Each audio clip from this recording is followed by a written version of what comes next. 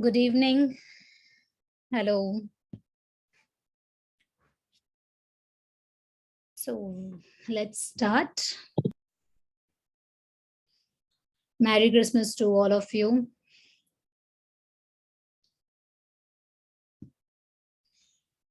Okay. किसी ने भी असाइनमेंट्स ट्राई किए थे कुछ प्रोग्राम्स?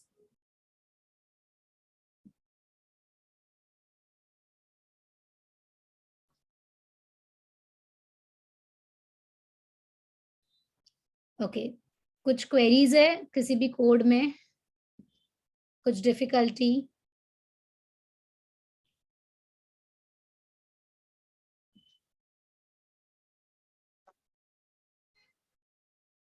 यस. कोई क्वेरी है? I'll like share the codes also जो भी ये मैंने असाइनमेंट दिया था उसका, so that आप लोग को इजी रहेगा रिव्यू करने के लिए एग्जाम पॉइंट ऑफ व्यू के हिसाब से. Okay. So we will start with today's topic. आज का हमारा टॉपिक है ओपी के ऊपर. अगर आपको फर्स्ट लेक्चर याद है हमारा सीएस का, तो हमने ये देखा था कि different types of programming languages होते हैं. ओके. अब different types of programming languages मतलब क्या हो गया कि 3 टाइप ऑफ प्रोग्रामिंग लैंग्वेजेस. सबसे पहले procedure oriented, object oriented and scripting language. Okay. When we talk about procedure oriented, then the entire focus is on the procedure, step by step execution. Okay. And when we talk about object oriented, तो हमारा सबसे पहले focus किस पे है? हमारा focus होता है एंटिटीज पे, ऑब्जेक्ट्स पे. हमने एक एग्जांपल भी लिया था जिसमें हमने ये देखा था कि अगर मुझे एटीएम मशीन यूज करना है कैश विड्रॉ करने, सो इन प्रोसीजर ओरिएंटेड वे हम क्या करेंगे? हम जाएंगे स्टेप्स. स्टेप्स क्या होगा हमारा? टू वॉक, टू ना पिन डालो, देन एक्सेप्ट द कैश. ये हमारा स्टेप्स होगा. बट अगर प्रोसीजर ओरिएंटेड, ये ऑब्जेक्ट ओरिएंटेड वे में इसी सेम सिनेरियो को हम लेंगे तो हमारा क्या होगा? सबसे पहला फोकस क्या होगा? एक एंटिटी मैं हूं, मेरे कुछ फंक्शंस है, एक दूसरा एंटिटी एटीएम मशीन है, उसके कुछ फंक्शंस है, एंड देन दोनों फंक्शंस के ऊपर बेस्ड हमारा प्रोग्राम रन होगा. राइट. बट ये ओपी क्या होता है ये हमने अब तक कुछ देखा नहीं. ऑब्जेक्ट ओरिएंटेड प्रोग्रामिंग क्या है? We do not know actually होता क्या है ये चीज. सो आज हम पूरा ध्यान फोकस रहेगा ऑब्जेक्ट ओरिएंटेड प्रोग्रामिंग मेथडोलॉजी पे. Okay. So I will share my screen.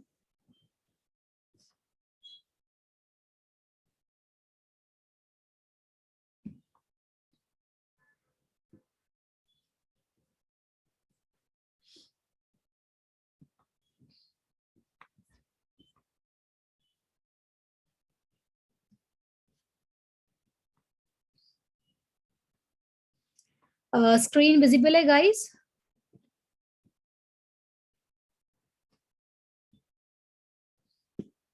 Okay.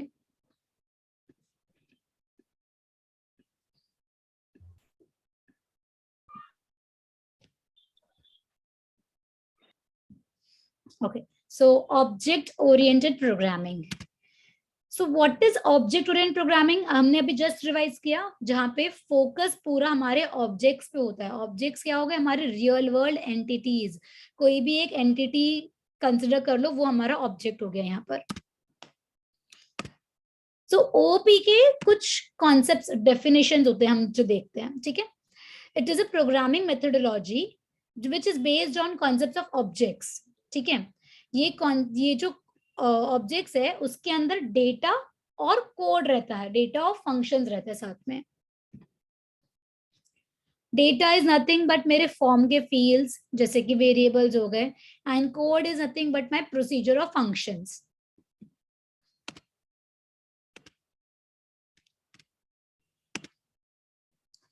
Now there are 4 fundamentals of OOP which we need to understand कि क्या है. अभी ये क्यों पढ़ना है पहले वो हम ये देखते हैं. सपोज अभी मुझे एक स्पोर्ट्स प्ले करना है. For example I want to play a football tournament. So do I need to know the rules and regulations of this game? Yes और नो, यस राइट। सो मुझे वो गेम क्या है, कैसे खेलना है, वो मुझे आना जरूरी है। सिमिलरली अगर आप ऑब्जेक्ट ओरिएंटेड प्रोग्रामिंग पढ़ना चाहते हो तो इसका रूल्स क्या है, ये कैसे बनेगा, इसका फंडामेंटल्स क्या, पिलर्स क्या है इसके, आज हम वो देखेंगे।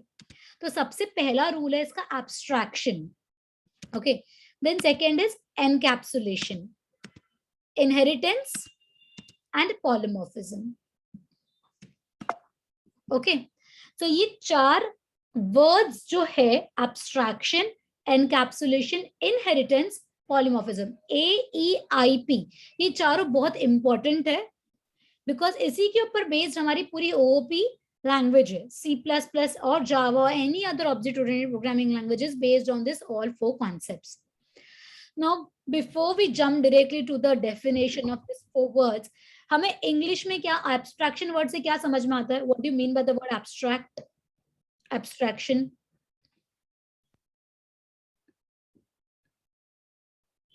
यस, इमेजिनरी और एब्स्ट्रैक्शन. एब्स्ट्रैक्ट आर्ट के बारे में सुना है कभी किसी ने, एब्स्ट्रैक्ट आर्ट? हाँ, एब्स्ट्रैक्ट आर्ट क्या होता है, जहाँ पे जो आर्टिस्ट है उसका परसेप्शन आर्ट का डिफरेंट होगा एंड यूजर या अदर पर्सन है उसका परसेप्शन उस आर्ट को देखने का अलग होगा, राइट? सो एंटिटी एक है but it has different meaning all together, सबके लिए अपना अपना मीनिंग है, राइट? सो अभी एब्स्ट्रैक्शन हमारे प्रोग्रामिंग लैंग्वेज में क्या होगा, it will be something similar to this only, या प्रोग्रामिंग लैंग्वेज नहीं तो रियल वर्ल्ड में क्या होगा, अभी हम सब यूजर्स है एक फैन के जो हमारे घर पर है, ठीक है? जो हम फैन यूज करते हैं हमें उसको यूज करने के लिए स्विच पता होना चाहिए कहाँ है, स्विच ऑन एंड ऑफ करेंगे हम यूज करने के लिए। लेकिन सपोज वो बंद हो गया फैन, तो आप क्या करोगे, इलेक्ट्रिशियन को बुलाओगे। इलेक्ट्रिशियन के लिए वो फैन का आपको व्हाट वी से उसका वायरिंग इंपॉर्टेंट है या switch on and off important है? Wiring, very good. तो fan is one entity but there are two different uses of it. For us switch on and off is important and for electrician wiring is important, right? So इस case में क्या हो गया, हमने fan की जो complex part थी user से हाइड कर दी, ठीक है, डिफरेंट परसेप्शंस. सो हमारे लिए तो नॉर्मल सिर्फ switch on and off important था, बट इलेक्ट्रिशियन के लिए हमने वायरिंग एंड अंदर कैसे वर्किंग होगी वो इंपॉर्टेंट है उसके लिए, अग्रीड? सो ये एब्स्ट्रैक्शन का definition is hiding the complexity and showing the essentials, okay. एक और एग्जांपल लेते हैं हम, कैलकुलेटर आप लोग यूज करते हो? यस। सो कैलसी में कोई भी ऑपरेशन है, फैक्ट का की होता है, फैक्टोरियल का। सो उसको हमें पता है, कोई भी नंबर प्रेस करके आपने उस की को आप प्रेस करोगे तो आपको directly factorial of that number मिल जाएगा, ठीक है? तो अब एक्चुअली कैसे उसने फॉर्मूला क्या यूज किया वो हमें उससे कंसर्न है, कॉम्प्लेक्सिटी पार्ट हमें नहीं देखना है। वी जस्ट नो दैट हमें ये बटन प्रेस करना है तब जाके मुझे आंसर मिलेगा। सो हम रियल वर्ल्ड में हमने क्या कर दिया, एब्स्ट्रैक्शन कर दिया रियल वर्ल्ड में, राइट? सो जो भी कॉन्सेप्ट हम पढ़ रहे हैं ना, चारों कॉन्सेप्ट ये closely related to real world है, ठीक है? So let's move forward to the next concept. The second one is E. First क्या था, एब्स्ट्रैक्शन। एब्स्ट्रैक्शन का definition is hiding the complexity and showing the essentials. Any doubt in abstraction? Okay. Second is encapsulation. अभी जैसे ही word encapsulation आएगा ना mind में, eyes close करके आपको कैप्सूल इमेजिन करिए जो हम मेडिसिन इनटेक करते हैं, ठीक है? कैप्सूल के अंदर क्या होता है, कुछ पाउडर फॉर्म में केमिकल होगा, राइट? जो मेडिसिन ही है पाउडर फॉर्म में है, जो हम इनटेक करते हैं, अग्री? तो उसको रैपिंग की गई है। रैपिंग क्यों की है? सो दैट हम we can presume that it is been wrapped because there is no chemical reaction, कुछ केमिकल रिएक्शन ना हो, ठीक है? या उसको प्रोटेक्ट कर रहे हैं हम, पाउडर फॉर्मेट जो अंदर है उसको हमने प्रोटेक्ट किया है बाहर के एनवायरनमेंट से। This is what an encapsulation is, ठीक है? यही कैप्सूल का जो लॉजिक है वही हमारे रियल वर्ल्ड या प्रोग्रामिंग लैंग्वेज से बहुत क्लोजली रिलेटेड है। एनकैप्सुलेशन मतलब हमने डेटा एंड फंक्शन को क्लोजली एक सिंगल यूनिट में क्लोज कर रखा है। दूसरा एग्जांपल हम यहाँ पे देखेंगे, एक एसी का रिमोट। ओके, एसी रिमोट में जो टेम्परेचर आपको दिख रहा है वो मेरा डेटा है। टेम्परेचर जो हम इंक्रीज एंड डिक्रीज कर रहे हैं, अब उस पर फंक्शन परफॉर्म करना, इंक्रीज करना डिक्रीज करना, ये फंक्शंस है। तो डेटा क्या है हमारा, temperature, and increase and decrease करना उसके फंक्शंस हुए। ये दोनों चीज हमने सिंगल यूनिट में, क्या मेरे पास अलग अलग रिमोट है एसी को ऑपरेट करने के लिए, एक सिंगल रिमोट है? we have one single remote to operate। तो यहाँ पे हमने क्या कर दिया, एनकैप्सुलेशन कर दिया। जो मेरा डेटा, एक सिंगल रिमोट मुझे डेटा भी दिखा रहा है, मेरा टेम्परेचर, एंड उसको मैं इंक्रीज एंड डिक्रीज भी कर रहा है। सो हमने क्या किया, डेफिनेशन क्या हुआ, wrapping up of data and function into a single unit. अगर मैं दूसरा एग्जांपल लूं एसी रिमोट के अलावा, if you know old computers, mainframes, कितने बड़े बड़े सिस्टम्स होते थे, हर एक यूनिट इतनी बड़ी बड़ी होती थी, ओल्ड कंप्यूटर सिस्टम, राइट। तो आजकल नया लैपटॉप एक स्लीक लैपटॉप होता है, एक सिंगल डिवाइस होता है, हर एक चीज एनकैप्सुलेटेड होने लगी है। पहले भी यूज इन डेस्कटॉप्स ऑल्सो, हमें सीपीयू है, keyboard, mouse, monitor. Nowadays the monitor itself has a CPU inbuilt, तो कॉम्पैक्ट होने लगा है चीजें, राइट। तो ये we are moving towards encapsulation. कोई क्वेरी है एनकैप्सुलेशन में? ओके, सो यहाँ पे एसी रिमोट में एग्जांपल मेरा data, temperature and functions increase करना डिक्रीज करना। Now the third object oriented concept is inheritance. Inheritance word का मीनिंग क्या समझते हैं आप लोग को? ये तो बहुत सेल्फ एक्सप्लेनेटरी वर्ड है, inheritance. What do you understand by the word inheritance? Dev, inheritance का मीनिंग क्या होगा? Can you answer that? Passing on to next generation, या जनरेशन से पास डाउन, ठीक है। इनहेरिटेंस मतलब हमने कुछ प्रॉपर्टीज अक्वायर की है, ठीक है। We are acquiring properties from someone. So here we have what, a parent class, base class, and this is a child, so acquiring properties from the parent, from another entity। Okay, this is the definition of inheritance, acquiring properties from parent। now AC remote की example को अगर हम carry forward करें, अगर मैंने आप लोगों को कहा है कि code for universal remote, universal remote बनाने के लिए आप लोग कोड करो, तो आप, आपके पास रेडीमेड एसी रिमोट का कोड है, टीवी रिमोट का भी कोड आपके पास रेडीमेड है, क्या आप लोग फिर से लॉजिक लिखोगे या ये दोनों कोड को रीयूज करोगे? Yes, guys, we will reuse definitely. So what are we doing? We are acquiring properties from these two ready-made entities. हमने query हमारा content acquire किया है, properties acquire की है. This is what inheritance is in programming language. Okay. Moving towards the last, the fourth concept or the fourth fundamental of OOP is polymorphism. Now, poly means many and morph means forms. Poly का मतलब होता है many, morph मतलब forms, different form। morph का मतलब हो गया different forms, behaving differently in different situation। Okay, so Aryesh, very good, ability of an object to take many forms। So यहाँ पर अगर मुझे कोई एग्जाम्पल लेना पड़े पॉलीमॉर्फिज्म का, तो कोई दे सकता है क्या एग्जाम्पल होगा पॉलीमॉर्फिज्म का? Not in terms of your C++। Very good. Why universal remote mean?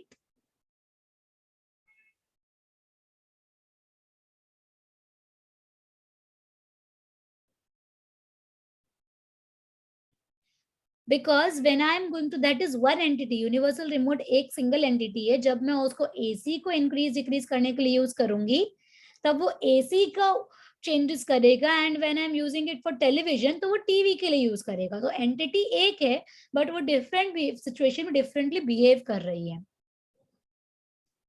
समझ रहा है? Yes, yes guys. Polymorphism, polymorphism क्या होता है? behaving differently in different situation. Okay, now my question, ये जो चार कॉन्सेप्ट्स अभी हमने पढ़े, abstraction, encapsulation, inheritance, polymorphism, ma'am हम इसको C++ में करें कैसे? ये तो आपने हमें थियरी बता दी, कॉन्सेप्ट समझा दिया। एब्स्ट्रैक्शन होता है hiding the complexity and showing the essential, encapsulation is wrapping up of data and function into a single unit, inheritance properties acquire करना, पॉलीमॉर्फिज्म मतलब behaving differently in different situation. ये चारों concept तो समझ में आ गया, ठीक है, हम लिख देंगे एग्जाम में, बट C++ में कैसे परफॉर्म करोगे इसको? OP, C++ is an object-oriented programming language. The first line we write in introduction of C++ is it is an OOP language. Then how are we going to write? OOP में लिखेंगे कैसे इसको? है ये question सभी को? है ना? कोई आंसर कर सकता है कैसे होगा? ये चार कॉन्सेप्ट को हम कैसे प्रैक्टिकली इंप्लीमेंट करेंगे? Creation of functions in list? Nope, list तो नहीं।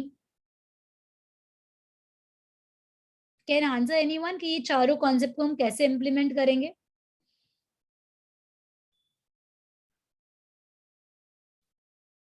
फंक्शंस एंड ऑब्जेक्ट्स, एक आंसर राइट है। मीत, एक आंसर राइट है आपका।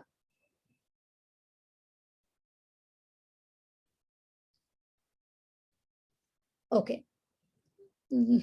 Yes Nikhil, by making a class. So ये जो चारों कॉन्सेप्ट है ओपी के, उसको प्रैक्टिकली इंप्लीमेंट करने के लिए हमें क्लासेस एंड ऑब्जेक्ट्स बनाना होगा। ओके, तो क्लास क्या होता है? If you remember the very first lecture जहाँ पे मैंने डेटा टाइप्स बताया था, डेटा टाइप्स क्या होते हैं? Which is use to describe the type of the data. मुझे अगर आपका रोल नंबर स्टोर करना है तो रोल नंबर कौन सा टाइप है? इंटीजर है ना, तो मैं इंट डेटा टाइप क्रिएट करूंगी। So we have studied primitive data type, derived data type and user defined data type. याद है ये तीन data types? Primitive, derived, user defined. So जो हमने यूजर डिफाइंड डेटा टाइप पढ़ा था उसमें हमने चार कीवर्ड्स देखे थे, class, struct, union, enums. Yes, so what is a class? Class is nothing but a keyword. Class क्या है? कीवर्ड है। क्यों क्यों यूज करेंगे? It is use to create user defined data type. That means क्या वंदन नाम की डेटा टाइप एग्जिस्ट करती है C++ में? नो, राइट, ऐसी कोई डेटा टाइप एग्जिस्ट नहीं करती। तो हमें अगर ये डेटा टाइप बनाना है तो हम ये क्लास कीवर्ड यूज करके डेटा टाइप बना सकते हैं। ओके, तो what is a class? Class is a keyword. What it is? It's a keyword. It is used to create user defined data type. किसके लिए यूज होता है?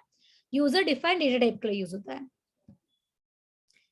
डेटा टाइप यहाँ पे एक क्विक रिविजन है। ये प्रिमिटिव डेटा टाइप है, and, float, char, double, long, etcetera. हमें यूजर डिफाइंड डेटा टाइप बनाना है तो हम क्लास कीवर्ड यूज करेंगे। Okay, now first definition is, first line is very much clear कि क्लास एक कीवर्ड है जो हमें यूज करना है हमारी खुद की डेटा टाइप बनाने के लिए। अब इंट एक्स आप अगर आप वेरिएबल बनाते हो तो आप उसमें क्या लिख सकते हो? Only numbers. Int x equal to, you can only write only numbers, है ना? तो मैंने अगर एक डेटा टाइप क्रिएट की है, सपोज मैंने मेरे डेटा टाइप का नाम रखा है प्रोग्रामेटिक्स, मेरा डेटा टाइप का नाम है प्रोग्रामेटिक्स, क्लास प्रोग्रामेटिक्स, तो मैं उसके अंदर क्या टाइप का डेटा स्टोर करूं? मुझे कुछ स्टोर करना होगा। So the second line says that a class is a collection of member variables and methods of functions. It is a collection of member variables and functions. Okay, कोई query class का definition में? What is a class?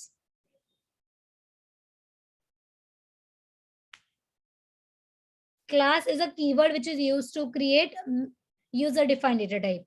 Second point, what we can write inside a class? We can write it's a collection of member variables and member functions. Okay, member variables and member functions. Now how do we create a class? We will need to write the keyword class, your class name, Just a second. Here there will be one semicolon. Okay. So the class keyword है आपका data type का नाम, and within the curly brackets we have to write member variables and member methods. Okay. Now C++ has some different syntax to write this member variables and member methods. किसी को answer करना है किस वे में हम लिखेंगे member variables and member methods? How do we write member variables and member methods inside a class?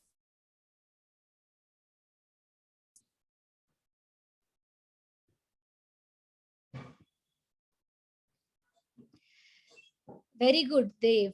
By using private and public keywords. Now, what do you mean by this private and public keywords? These are known as specifiers. These are known as access specifiers, wherein हमें class के अंदर और क्या accessibility देनी है दूसरों को outside the class, वो पब्लिक एंड प्राइवेट कीवर्ड से डिफाइन करते हैं. Okay. Now what is an object? अभी सपोज मैंने ये क्लास बना दी यहाँ पर रोक कोड. अब इस रोक कोड क्लास को मुझे यूज करना है. फॉर लेट अस कंसिडर आपके पास इंट डेटा टाइप है. जैसे इंट डेटा टाइप है वैसे ही रोक कोड डेटा टाइप है. जैसे इंट डेटा टाइप है वैसे रोक कोड डेटा टाइप बन गया हमारे लिए. इंट को यूज करने के लिए हम वेरिएबल बनाते हैं से एक्स. सो अभी मुझे रोक कोड को यूज करने के लिए कुछ वेरिएबल बनाना पड़ेगा. यस और नो? रोक कोड को यूज करने के लिए we have to create one variable, है ना? So that variable is nothing but are object. So आपको क्लास एंड ऑब्जेक्ट के बीच में रिलेशनशिप समझ में आ रहा है? जो मेरा प्रिमिटिव डेटा टाइप है, यस, लाइक एक्स और वाई. अगर मुझे रोक कोड को यूज करना है तो मैं एक रोक कोड स्पेस आर या रोक code space X, any variable name we can give. Okay. So जो प्रिमिटिव डेटा टाइप है एंड वेरिएबल के बीच में जो रिलेशनशिप है वही मेरे क्लास एंड ऑब्जेक्ट के बीच की है. So what can I store inside an object? जो आप एक्स में इंटीजर टाइप का एक्स में आप सिर्फ नंबर स्टोर कर सकते हो, सिमिलरली मेरा जो ऑब्जेक्ट होगा, रोक कोड का ऑब्जेक्ट होगा, उसके अंदर जो रोक कोड में लिखा होगा वही आप आर में स्टोर कर सकते हो उसके ऑब्जेक्ट में. Understood? Yes Vedant, with methods also. Okay, so let us go through the definition of an object. An object is an instance of a class. What is an object? Okay, object में क्या क्या होगा मैं वो वापस repeat कर रही हूँ वंदन. What is an object? Object is an instance of a class. Instance का मतलब क्या होता है?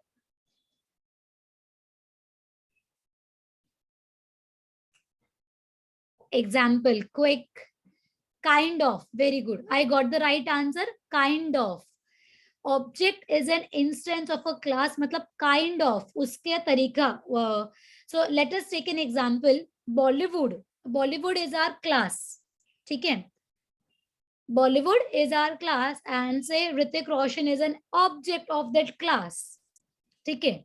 So उस बॉलीवुड में एंट्री के लिए a person has to be से उसको एक्टिंग आनी चाहिए, डांस आना चाहिए. These are the two main features और properties. Acting and dancing, these are the two main features we will consider. So एक ऑब्जेक्ट में वो सब होना चाहिए ना जो क्लास में रिक्वायर्ड है. यस. सो ऑब्जेक्ट क्या हो गया? Object is nothing but an instance. Example या इन इजी लैंग्वेज ऑब्जेक्ट मेरा वेरिएबल है क्लास का.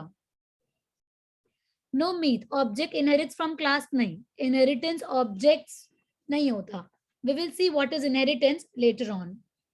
Okay, but for now easy language में आपको अंडरस्टैंड करने के लिए, जैसे आप एक्स एक वेरिएबल बनाते हो इंटीजर डेटा टाइप का, वैसे ही आप ऑब्जेक्ट बना रहे हो क्लास डेटा टाइप का.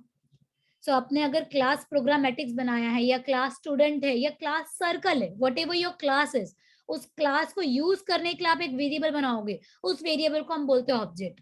तो आप बोलोगे मैम इसको वेरिएबल ही क्यों नहीं बोल रहे, क्यों ऑब्जेक्ट हमको पढ़ा रहे हो? बिकॉज ये कौन सी प्रोग्रामिंग लैंग्वेज है? The programming language is itself OOP. The entire focus is on objects. So we call it as object, variable को हम बोलते हैं ऑब्जेक्ट। ओके, सो उसके अंदर हम क्या स्टोर करेंगे? वेरी गुड, इसके अंदर हम जो मेरी क्लास में डिफाइंड है ना, हमारे क्लास में क्या डिफाइंड है? Collection of member variables and member methods, वही चीज मेरे ऑब्जेक्ट में होगा। What it is? It's an instance variable and instance functions. तो आप बोलो कि मैम वहां पे मेंबर वर्ड था, यहाँ पे इंस्टेंस वर्ड है, क्यों? Because what is an object? Object is an instance. The focus should be on this keyword, instance of a class. Okay, clear है ये point?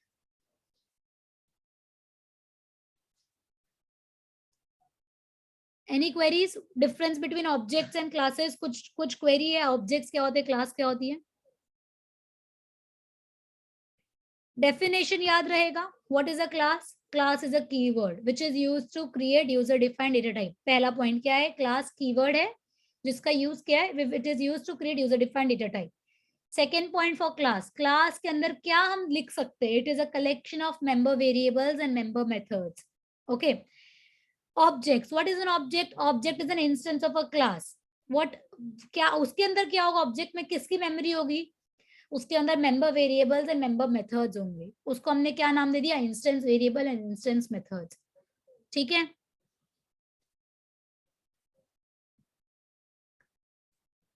यहाँ पर इस स्लाइड में आपको क्लास एंड ऑब्जेक्ट्स का डेफिनेशन सारा एक साथ में देखने मिलेगा।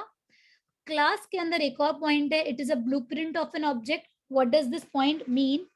कि जब एक आर्किटेक्चर, एक बिल्डर बिल्डिंग क्रिएट करता है तो पहले वो ब्लूप्रिंट बनाएगा, राइट? एक प्रोटोटाइप बनाएगा कैसा उसका बिल्डिंग दिखेगा। तो वैसे ही एक हम ब्लूप्रिंट बनाते हैं ऑब्जेक्ट बनाने के पहले, एंटिटी बनाने के पहले हम एक ब्लूप्रिंट बनाते हैं। तो उसी उसी तरफ ऑब्जेक्ट में क्या लिखा है? Without a class we can not create an object. Without a class हम ऑब्जेक्ट क्रिएट नहीं कर सकते, है ना? So here also there is a syntax mistake, यहाँ पे भी हमें सेमीकोलन इधर आएगा। ठीक है, ओके। सो सिंटैक्स में कैसे लिखा हमने? क्लास कीवर्ड, प्रोग्रामेटिक्स या आपको जो भी क्लास नेम देना है, member variables plus member methods and object keyword, sorry object हमें बनाने के लिए just a second guys,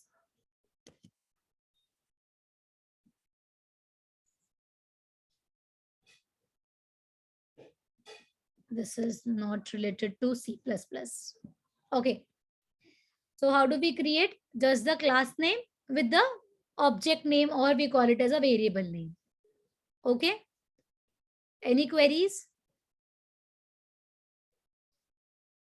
Okay, so here is an important note. So जैसे हमने प्रिमिटिव डेटा टाइप का एक वेरिएबल क्रिएट किया है x, similarly programmatics which is our user defined data type, उसका हमने एक ऑब्जेक्ट क्रिएट किया s. So the relation between a class and an object is same as primitive data type and its variable. Any queries over here? Clear है classes and objects? It's a utmost important topic. Because ये आप class and object जब सीखोगे तभी जाके आप चारों concept, abstraction, encapsulation, inheritance and polymorphism को क्लियर कर पाओगे। Okay, let's move ahead. This is just a slide which says that अगर मेरे पास क्लास कार है तो जो टाइप्स ऑफ कार्स होती है वो मेरी ऑब्जेक्ट्स हो गए। तो कार में क्या होना चाहिए? 4 व्हील्स होने चाहिए, राइट? सब व्हील्स होने चाहिए एंड ये सब कुछ कुछ प्रॉपर्टीज उसके डिफाइन है। तो वो सारी प्रॉपर्टीज जो हमने कार क्लास में डिफाइन की है वो उसमें होने चाहिए। Okay, here is a code. अभी हम कोड स्टार्ट करते हैं। Before we start with the code, I would like to first see the structure of C++, which is there in your this textbook, Nikita Publications की book में। Open कर लेते हैं वो बुक। आप लोग, do you have that book, Nikita वाला book?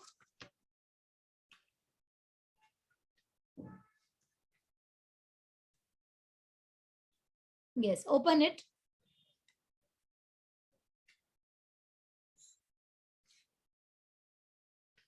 Okay, so on page number 58, the first diagram is structure of C++.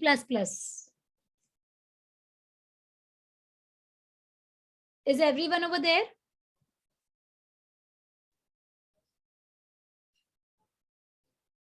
I really need some answers. ज्यादा लोग से. ओके, सो जब हम अब तक क्लासेस एंड ऑब्जेक्ट्स के पहले हमें कोई कोड लिखना होता तो हम every time we use to write hash include. That was the very first statement. उसके बाद में डायरेक्टली हम वॉइड मेन लिखते थे. ठीक है, तो हमें ये दो तो चीज पता ही थी कि हमें एक लिखना है hash include and void main. तो आप अगर अपने डायग्राम में देखोगे तो first line is include files. Include files are nothing but hash include stdio sorry IO stream. हमें जो इंक्लूड करना है वो नो बीच में जो तो class declaration and class function definition है वो हमारा ओपी के वजह से ये दो लाइंस इंसर्ट हुई है. And the last line is main function program. So second line क्या है? Class declaration. अभी सपोज मैंने हैश इंक्लूड कर दिया, मुझे खुद की एक क्लास बनानी, खुद का यूजर डिफाइंड डेटा टाइप बनाना है, तो आप किधर लिखोगे? Are we going to write inside void main और बिफोर वॉइड मेन? हमें खुद का यूजर डिफाइंड डेटा टाइप बनाना है तो हम उसको इनसाइड वॉइड में नहीं लिखेंगे, बिफोर वॉइड में लिखेंगे. ओके, बट कंपाइलेशन स्टार्ट्स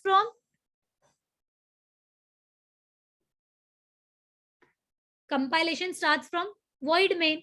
तो आप मैम फिर आप बिफोर वॉइड में अगर क्लास डिक्लेयर करवा रहे हो तो how are we going to actually run the class?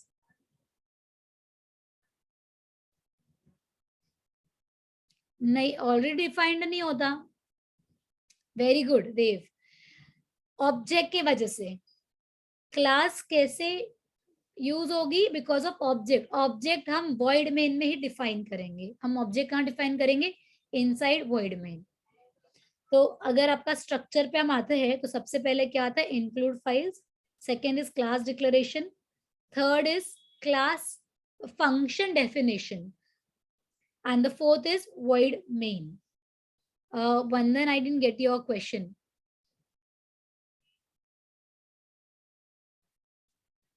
Yes, Kashvi.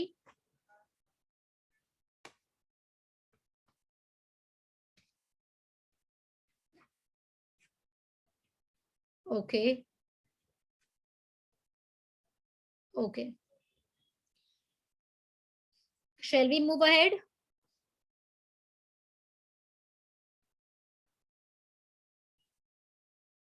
Okay. So ये जो स्ट्रक्चर में तीन चीजें क्लियर हुई एटलीस्ट अभी. हैश इंक्लूड, फिर मेरा क्लास डिक्लेरेशन होता है, void main.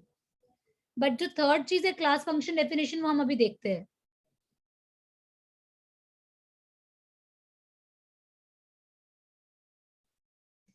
Purv, what's your question?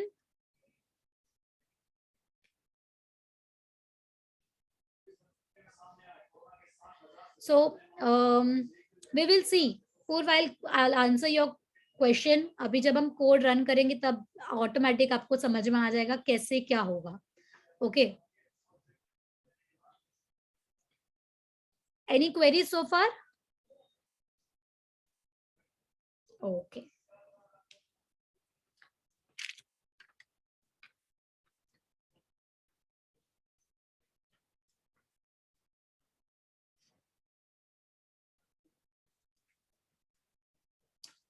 so I'm going to give you a home assignment is to read everything from this book on from page number 78 जहाँ पे features of OP है. And ये जो हमने चार concepts पढ़े ये आपको स्टडी करना है. And if you have any queries with this, because this is the most important thing जो आपको एमसीक्यूज में आएगा ना, ये इधर से ही आएगा. एग्जाम में एमसीक्यूज में यही ओपी के यहाँ से डेफिनेशंस एंड सब कुछ पूछेंगे. तो ये आपको at least one time you have to read it out. Because the concept, if the concept is clear तो ये डिफिकल्ट नहीं पड़ेगा. But if still you have any queries and you can definitely ping me any time. Page number 78, 77 से ही start हो रहा है, तो you can read it from 77 also. Page number 77. Okay.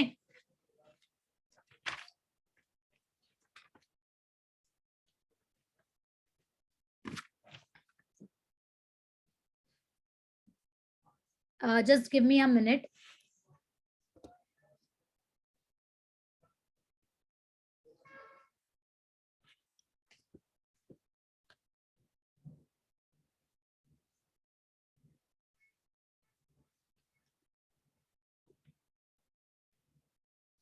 Okay.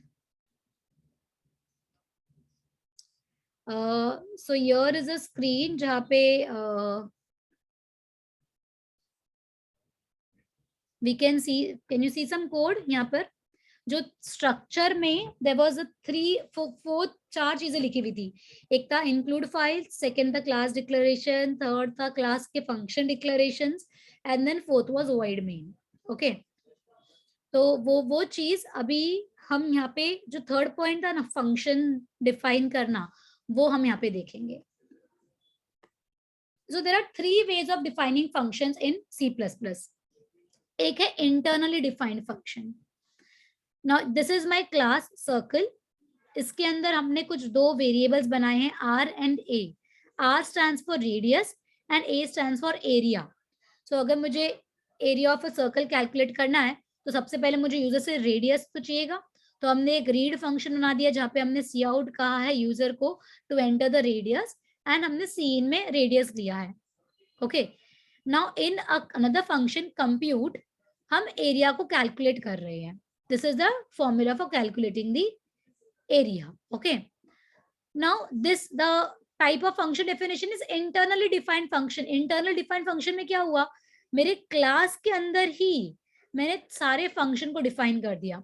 ये डिस्प्ले मेथड जो है, डिस्प्ले फंक्शन, ये एरिया को प्रिंट कर रहा है. And then outside the class हमने void main क्रिएट किया है. void main के अंदर हमने इस क्लास सर्कल का ऑब्जेक्ट क्रिएट किया C. When we write C dot read, so Purv, now I'm going to answer your question. C dot read जैसे ही आप करोगे, since these functions were public, ये क्लास के अंदर पब्लिक फंक्शन थे, class के बाहर की जो भी एंटिटी है वो उसको एक्सेस कर सकती है. तो C dot read करते ही ये यहाँ पर जाएगा, आपका कंपाइलेशन इधर का होगा, C out statement and C in statement execute होंगे.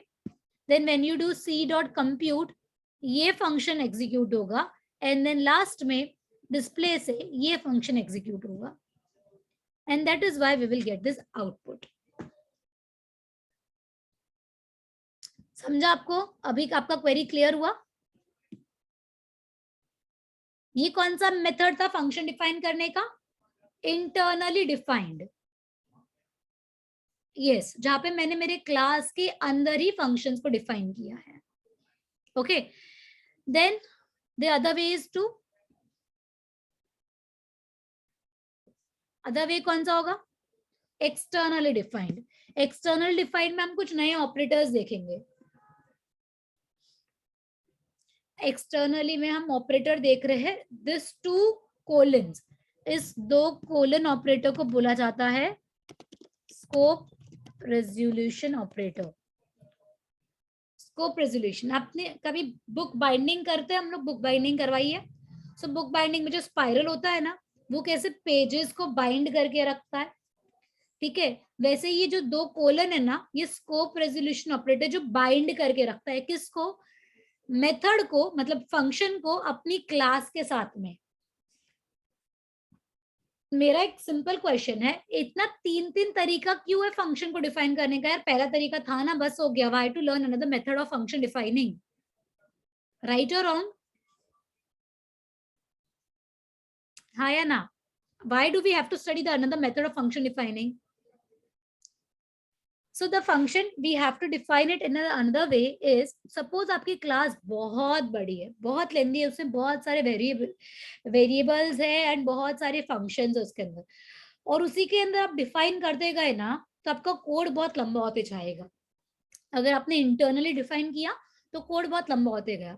अब मुझे अगर सपोज एक प्रिसाइजली मुझे देखना है कि मेरे क्लास के अंदर कितने मेंबर वेरिएबल्स एंड कितने मेंबर फंक्शंस है, तो it is always preferred to define all the function outside the class. Preference क्या हो गया? मैं मेरे फंक्शन का डेफिनेशन क्लास के बाहर रखूं. जब हम फंक्शन का डेफिनेशन क्लास के बाहर रखते हैं तो जो मैंने स्ट्रक्चर बताया था आपको, which was on page number 58, third line, class function definition, वो ये है। अभी इसमें देखो, ये फर्स्ट पार्ट क्या है मेरा, include files, second part class का डिक्लेरेशन, थर्ड पार्ट क्लास का फंक्शन का डेफिनेशन, एंड फोर्थ पार्ट मेरा void main। स्ट्रक्चर समझा अभी? क्या आप कोरिलेट कर पा रहे हो स्ट्रक्चर को और इधर इसको, इन एक्सटर्नली डिफाइंड फंक्शंस को?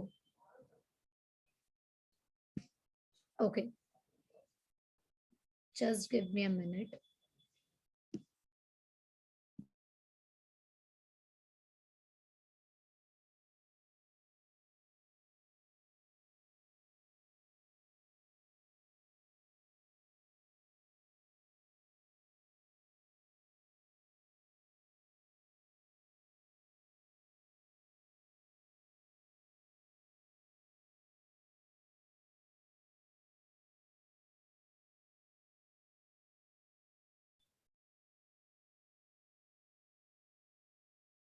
Okay, so here now since जब हमने हमारे फंक्शंस को डिफाइन क्लास के अंदर नहीं किया, तो दो चीजें की हमने, ठीक है। Two things which we have to always keep in mind if you have to define functions outside the class. एक, जब भी क्लास का फंक्शन लिख रहे हो, void read open close round bracket semicolon compulsory है। ऊपर सेमीकोलन नहीं था, डिस्प्ले के बाद में सेमीकोलन है, नहीं है, सेमीकोलन है इधर, नहीं है, नहीं है। क्यों? सेमीकोलन मतलब प्रोग्रामिंग लैंग्वेज का फुल स्टॉप, प्रोग्रामिंग लैंग्वेज का फुल स्टॉप। तो मुझे यहाँ पर तो मुझे उसका बॉडी बनाना था ना, उसके अंदर क्या होगा, फंक्शन में क्या होगा, वो मुझे क्लास के अंदर लिखना था, इसलिए हमने सेमीकोलन से एंड नहीं किया। बट सेकेंड केस में हमने इधर सेमीकोलन से एंड किया, क्योंकि मुझे क्लास के बाहर उसको डिफाइन करना था। Now when we need to define it outside the class, it comes with a different syntax. Second point, पहला पॉइंट क्या था, क्लास के अंदर फंक्शन के आगे सेमीकोलन लिखो। सेकेंड पॉइंट क्या है, मुझे बाइंड करना है, क्लास के बाहर अगर लिखा तो मुझे बाइंड करना है, जैसे स्पाइरल बाइंडिंग बुक को हम बाइंड करवाते हैं वैसे ही। तो हमने क्या ऑपरेटर यूज कर दिया, स्कोप रेजोल्यूशन ऑपरेटर। कैसे किया, पहले जो ये रिटर्न टाइप थी ना मेरे फंक्शन की, वो पहले रिटर्न टाइप लिखी, देन क्लास का नेम लिखा, एंड देन फंक्शन का नेम लिखा। Here is a syntax, सबसे पहले रिटर्न टाइप आएगा, क्लास का नेम आएगा, scope resolution operator which will bind, किसको बाइंड करेगा, क्लास को एंड उसके फंक्शंस को, वो बाइंड कर देगा। Function name and round bracket में अगर कुछ पैरामीटर्स है वो, then in the curly brackets हम टास्क लिखेंगे, ठीक है। So this is, I hope you guys remember functions, अपना टॉपिक हमने क्लियर किया है। Functions, functions are block of statements which perform a particular task independently, ठीक है। अदरवाइज नहीं याद है तो रिकॉर्डिंग जाके देख लेना, एंड प्लीज डू उसको आप अच्छे से रिवाइज करो फंक्शंस को, because everything over here is related only. So ये रीड में हमने क्या किया है, सेम वही जो पुराने कोड में था, same as it is, but the only difference is it is outside the class now with the help of scope resolution operator. We'll get the same output because the code and everything is same in void main, no difference. Now the third type is inline. पहला क्या था, internally, internally मतलब definition भी class के अंदर है। Second is externally, where the definition is outside class. Third one is inline. Now why inline, man? आप हमें तो समझ में आ गया कि इंटरनली हम लोग एक्सटर्नली इसलिए कर रहे थे ताकि हमें एक प्रिसाइज दिख के आ जाए कि मेरा क्लास के अंदर कितने member variables and member methods है। तो इनलाइन क्यों, इनलाइन है भी क्या, क्या है ये inline, can anyone answer me that? Yes, हाँ जी,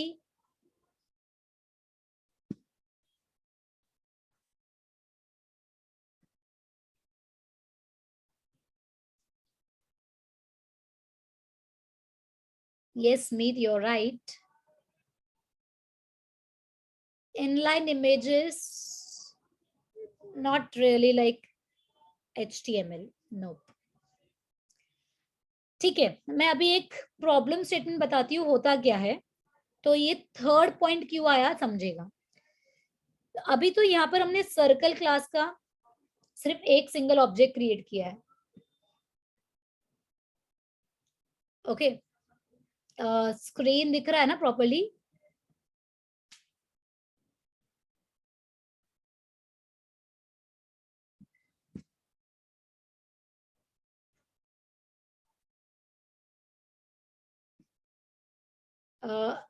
is it visible? Okay, okay. So here we have created only one object of class circle. ठीक है? So when we are doing this ना, तो हमारा यहाँ पे क्या होगा? कंपाइलर क्या करेगा? सी डॉट रीड, मतलब ये सबसे पहले जाएगा क्लास के अंदर। क्लास के अंदर डेफिनेशन है? नो, ये जाएगा क्लास के बाहर, ढूंढेगा, ये रहा, उसको बाइंडिंग मिला। Similarly, c dot compute, again it will go inside the class, then it will come out and see the function over here. तो ये एक सिंगल ऑब्जेक्ट के लिए ऐसा हुआ। when we have multiple objects of this class, then कितने सारे compilation has to do so much hop, पहले इधर जाना, then here then here, too many times, एक multiple times इसको करना पड़ेगा जितने भी functions है। तो ये प्रॉब्लम था जहाँ पे it was taking some fraction of seconds. So they came up with an idea of inline keyword. Inline एक कीवर्ड है जो आप कोई भी दो प्लेस में से एक प्लेस पे लिख सकते हो, आइदर जब आप फंक्शन को डिक्लेयर कर रहे हो इधर ऊपर, या जब आप फंक्शन को डिफाइन कर रहे हो वॉइड मेन के बाद, सॉरी क्लास के बाद में। सो इनलाइन क्या काम करेगा? अभी जैसे मैंने इधर ऊपर नहीं इनलाइन कीवर्ड यूज किया है, I have used it outside the class यहाँ पे। तो ये क्या करेगा? जब फर्स्ट टाइम जब ऑब्जेक्ट ने सी डॉट रीड किया, ये फर्स्ट टाइम, वन टाइम के लिए तो ऊपर जाएगा read, then it will come out, it will see the inline keyword. जैसे inline keyword रीड करता है ना अपनी मेमोरी में, कंप्यूटर अपनी मेमोरी में ये जो भी लाइन ऑफ कोड लिखा है वो क्लास की मेमोरी में जाके कॉपी पेस्ट कर देगा। सो जब सेकेंड टाइम जब ऑब्जेक्ट क्रिएट होगा तो उसको नीचे जंप नहीं करना है, उसको ऊपर ही दिख जाएगा रीड का डेफिनेशन, उसको कंप्यूटर का डेफिनेशन ऊपर ही दिखेगा डिस्प्ले का, क्योंकि वन टाइम इट इज, वो इनलाइन देख लिया ऑब्जेक्ट ने, जब कॉल किया ना सारे मेथड्स को, उसने इनलाइन देख लिया तो वो ऊपर मेमोरी में कॉपी पेस्ट कर देगा। हमने लिखा हुआ है उसको एक्सटर्नली की तरह, क्लास के अंदर सब कुछ लिखा है एक्सटर्नली की तरह। First time it will work like externally, but for next all other objects it will work like inline, internally, it will work like internally. Any queries over here?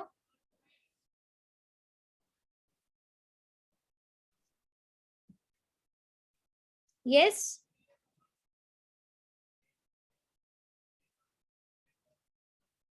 Okay, I'll repeat once again, Varun. I'll start with externally. ये जो हमारा circle सी एक single object है, जब C dot read किया हमने तो it will go over here, compiler जाएगा इधर, क्या यहाँ पे फंक्शन डेफिनेशन है? No, there is no function definition. It will check for function definition outside the class. Outside the class मिल गया।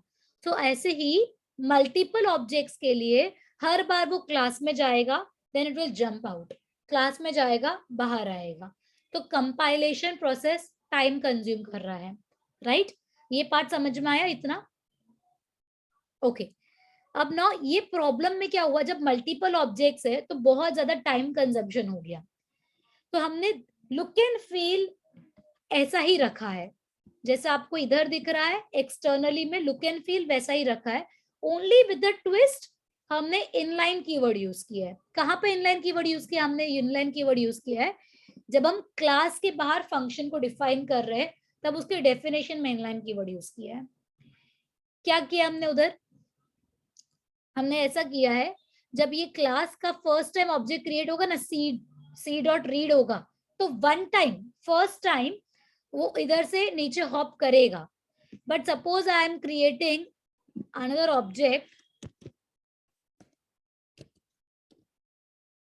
ठीक है, मैंने दूसरा ऑब्जेक्ट क्रिएट किया, यहाँ पे लिखा C1, सो जैसे ये जो C1 हमने यहाँ पे ऑब्जेक्ट क्रिएट किया, जब C1 डॉट रीड किया तो because of the inline keyword जो C ऑब्जेक्ट ने कॉल कर लिया था, वो मेमोरी में यहाँ पे पेस्ट कर देगा कोड को, हमें नहीं दिखेगा, हमें तो हमारे लिए तो it is still outside the class only, but within the memory the code is inside the class. तो वो हॉपिंग कम हो गई. It is not going to come outside the class to search the task. Function का definition search करने के लिए वो बाहर नहीं जाएगा. Okay, here we will read the definitions also. If a function is defined outside the class but still treated as internally defined function, तो उसको हमें इनलाइन बनाना पड़ेगा. अगर फंक्शन को हमें आउटसाइड डिफाइन करना है बट उसको ट्रीटमेंट इनलाइन की तरह, इंटरनली की तरह देनी, तो हमें इनलाइन बनाना पड़ेगा. How do we do that? With the help of inline keyword. Where to write this inline keyword? Either you can write it over here while function declaration or while function definition.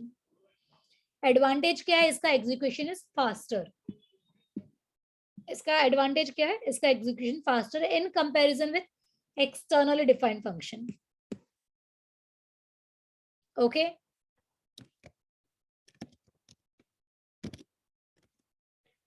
Okay. So, any queries with this internally, externally defined?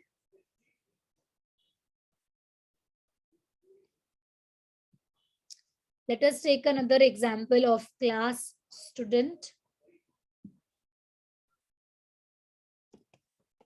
Everyone come on your online GDB.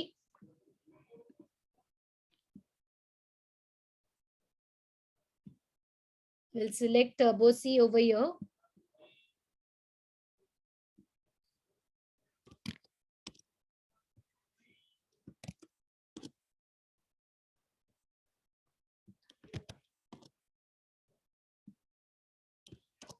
Okay, ये code दिख रहा है class student का. सो इसमें क्या लिखा हमने? We have created integer ID या रोल नंबर कंसिडर करो. A is nothing but the name, so we can change this character array का name to name. Now by default all the member variables are private. By default, all the member variables are private. What does this mean? That ID and name का access सिर्फ ये class के अंदर तक ही है. Class के बाहर अगर आपको यूज करना है, हमने बनाया जैसे s बनाया है. Suppose if I want to write s dot id is equal to 99, ये लाइन मुझे एरर देगा. क्यों एरर देगा? Because id is not public, it's private variable of a class. When we say it's a private variable, that means it cannot be used outside the class. Clear है? Okay.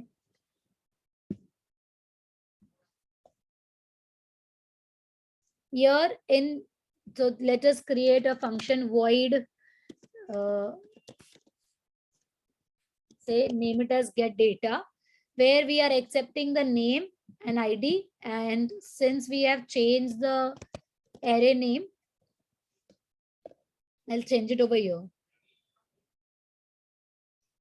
Yes, अगर हमने यहाँ पर ये public को इधर ही लिख दिया, that means आपके सारे members of the class, be it your variables or your methods, सब कुछ पब्लिक हो गया, तो ये वर्क करेगा तभी. तो हम outside the class we can use it. But if it is by default it's private, तो हम उसको यूज नहीं कर सकते, वो एरर देगा. ठीक है. एंड देन शो में हमने ये चीज प्रिंट की है. Let's run.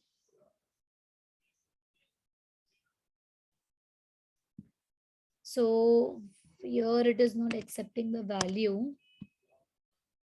C in में, अच्छा ओके, क्यों वैल्यू एक्सेप्ट नहीं किया? Because I just change this gate data and I haven't called. मैंने कॉल ही नहीं किया गेट डेटा, मैंने डायरेक्टली शो कर दिया, तो गार्बेज वैल्यूज आए मुझे. s dot gate data. Now I will run this. समझ आपको क्या एरर आया था मुझे? गेट डेटा मैंने फंक्शन जस्ट बनाया and I didn't call only, so here I am writing से 9 and pi. Okay, this is how it is going to work. You want me to show this? यहाँ पे इसको private है और अभी इसको हम यहाँ पे एक्सेस कर रहे हैं.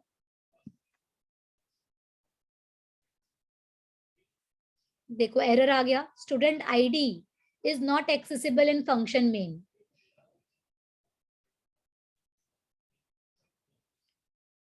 So because ID was a private variable, हम उसको हमारे void मेन में एक्सेस नहीं कर सकते. जैसे ही हम उसको पब्लिक कर देंगे, अगर if I change this thing, ऊपर लिख देती हूँ मैं, and now I will run, तो मुझे एरर नहीं आ रहा है. मैंने सपोज यहाँ पे आईडी दिया 7, नाम डाला आरसी, तो मुझे ये 7 एंड आरसी आ रहा है. बट मैं अगर इधर here if I'm going to write again s dot show,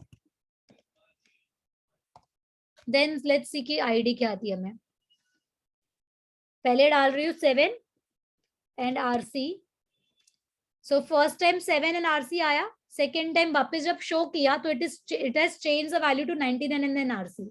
क्यों? क्योंकि मैंने void मेन से उसको एक्सेस किया एंड रोल नंबर चेंज कर दिया. एस स्टूडेंट का रोल नंबर हमने ऐसे चेंज कर दिया. So that is why we always keep all the member variables as private so that outside the class कोई भी उसको एक्सेस करके वैल्यू चेंज ना कर दे. ठीक है.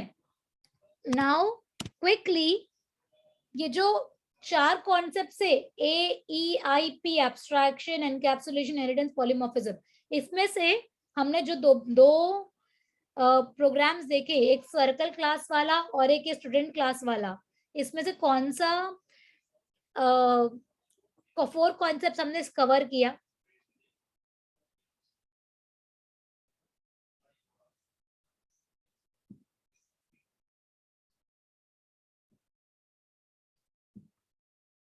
Circle class and the student class.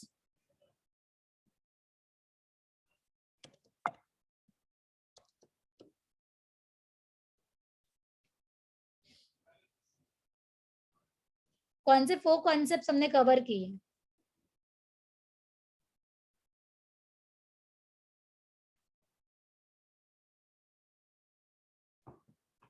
हाँ, फ्रॉम AEIP हमने कौन से 4 कॉन्सेप्ट्स कवर किए?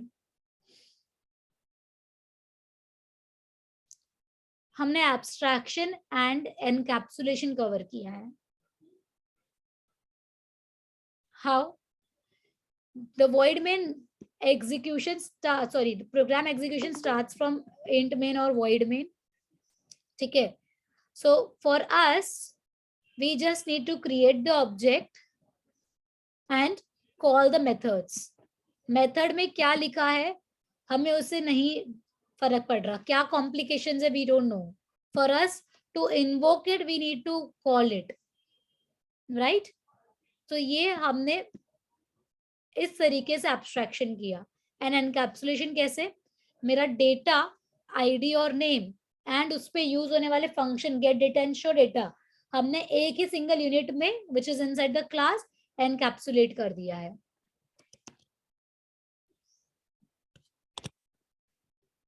समझा? एब्स्ट्रैक्शन एंड एनकैप्सुलेशन कैसे हुआ हमारे क्लास में, समझा?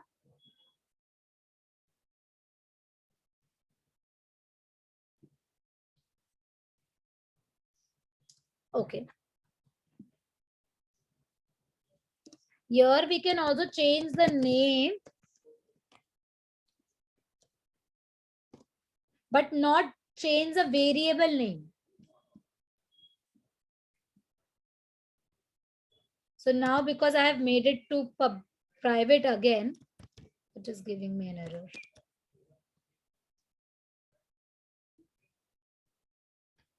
Okay, okay. This line is giving us an error because in string we cannot use equal to operator.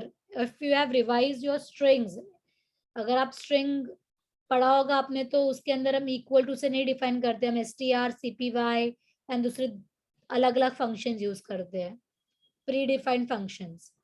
Okay, so we will move ahead with another topic. कोई queries है यहाँ पे?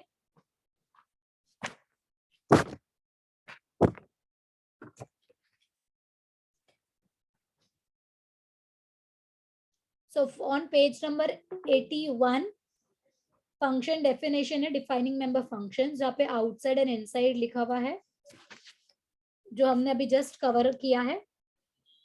On page number 82, we have a topic memory allocation for objects.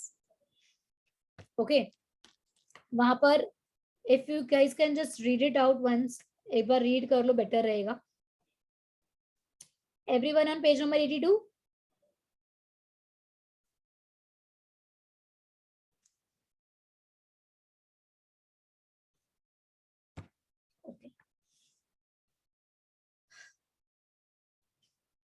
The memory space for member functions is allocated when they are defined as a part of class specification. ठीक है, all objects belonging to that class, जब भी एक class का हम object create करते हैं तो उसको मेमोरी दी जाएगी. तो वो क्या होगा, जो हमारे क्लास की मेमोरी है वो वाली यूज करेंगे. Separate memory locations for the objects are allocated when they are declared. Separate memory location for an object are essential because the member variables will hold different data. So over here, if I am going to create another object, मान लो मैंने एक और object create कर दिया student class का S1. सो S1 के लिए जो वैल्यू यूजर ने एंटर की है वो वैल्यूज डिफरेंट होगी और S की वैल्यूज डिफरेंट होगी. कैसे? बिकॉज ये दो अलग अलग मेमोरी स्पेस यूज कर रहा है. S की अलग मेमोरी स्पेस होगी, S1 की अलग मेमोरी स्पेस होगी. ठीक है, कोई क्वेरी है यहाँ पे? सो S ऑब्जेक्ट के पास क्या मेमोरी है? आईडी और नेम की. सिमिलरली S1 के पास क्या मेमोरी है? आईडी एंड नेम वेरिएबल की. जब हम S डॉट गेट डेटा करेंगे तो S ऑब्जेक्ट का मेमोरी जो स्पेस है उसके लिए ये वैल्यूज असाइन होगी. सिमिलरली S1 के लिए जब करेंगे तब S1 के लिए जो मेंबर वेरिएबल्स का मेमोरी स्पेस अलोकेट किया है उसके लिए यहाँ पर हम उसको वैल्यू असाइन करेंगे. ओके, कोई क्वेरी है यहाँ पर? Let's move ahead.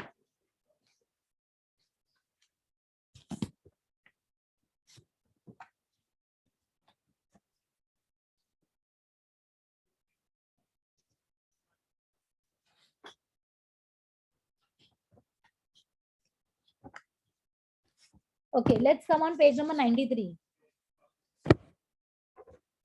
जो बीच में है 10 पेजेस का कंटेंट हम बाद में देखेंगे. I would want you to just go through these things. एक टॉपिक है इसके अंदर, arrays of objects. एक बार आप लोग go through करना. If you have any query, then please ping me. Ask me if you have any queries on arrays of objects. ठीक है, अभी everyone on page number 93. What is a constructor?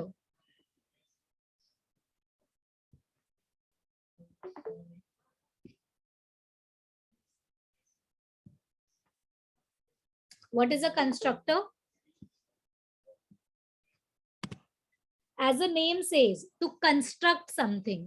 ठीक है, constructor का नाम क्या है? जो नाम का मीनिंग है ना, कुछ कंस्ट्रक्ट हो रहा है, बनाना. तो जब हम क्लास का ऑब्जेक्ट बनाते हैं उसी टाइम पे मेमोरी अलोकेट कर देते हैं उसके वेरिएबल्स के लिए. जो क्लास के अंदर वेरिएबल्स डिफाइन है उसके लिए मेमोरी जगह बना दी हमने, स्पेस दिया. बट उस स्पेस में हम गार्बेज वैल्यू रखेंगे क्योंकि अब तक तो कुछ वैल्यूज है ही नहीं, तो हम गार्बेज वैल्यूज रखेंगे. So ideally as a developer I do not want garbage value to be there when the memory space is allocated.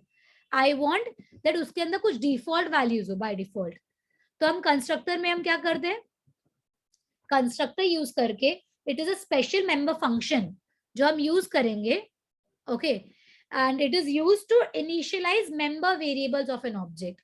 जैसे हमने स्टूडेंट क्लास देखा, उसमें एस ऑब्जेक्ट पे दो मेंबर्स है, ID and name.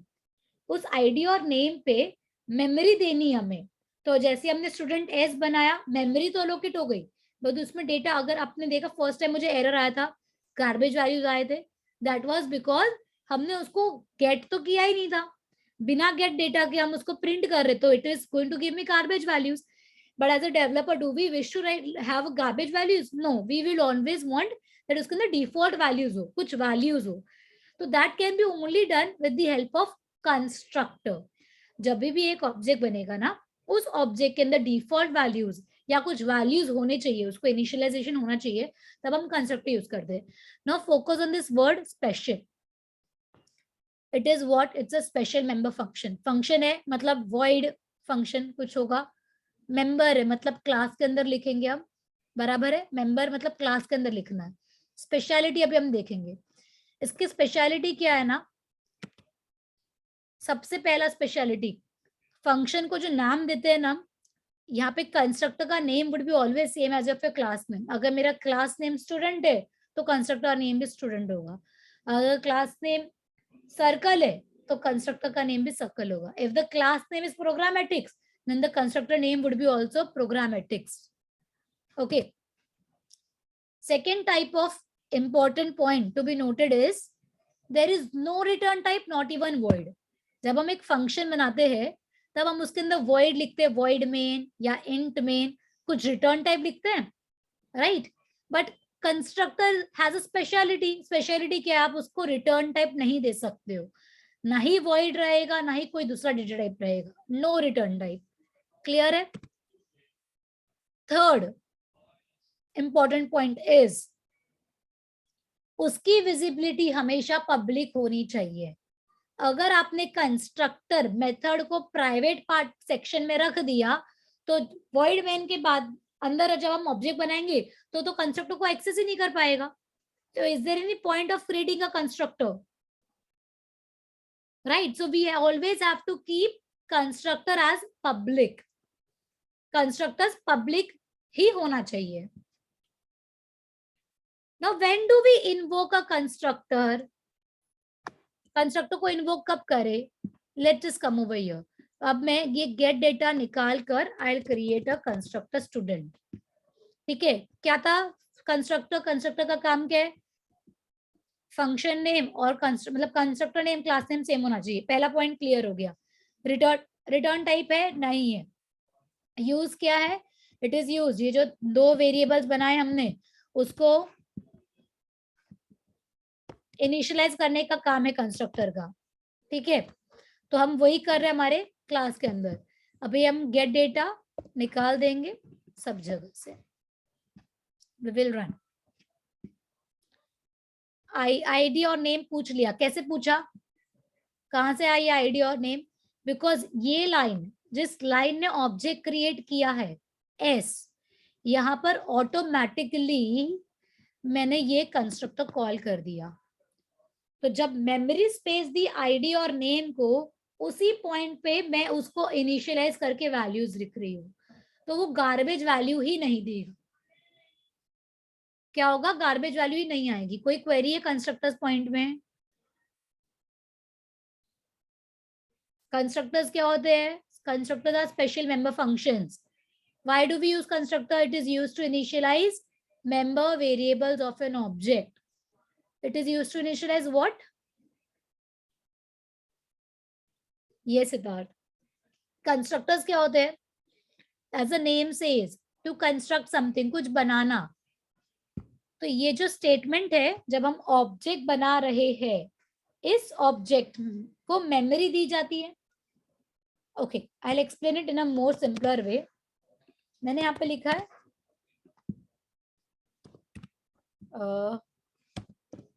One second.